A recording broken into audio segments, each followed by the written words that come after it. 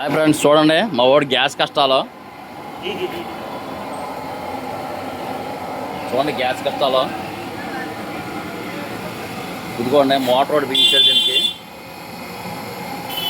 మంట ఎక్కడ వస్తుంది.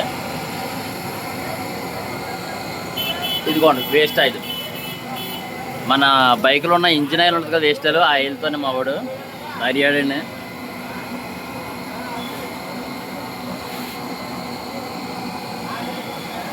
పకోడీ చెప్తున్నాడు, చికెన్ పకోడీ.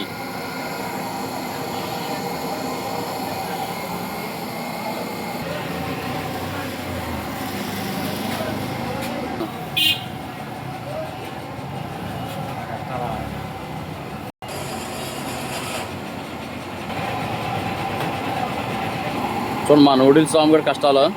గ్యాస్ లాగా ఎంత ఇబ్బంది పడిపోతున్నాడు.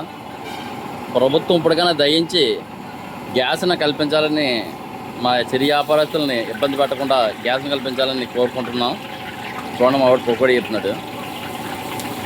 ఇలాగ ఎవడో కనపడతాడండి. ఇలాగా బైక్లోంచి వచ్చి వేస్ట్ ఇంజిన్ ఆయిల్తో గ్యాస్ స్టవ్ తయారు చేసి మా వాడు పకోడీ చేసుకుంటున్నాడండి.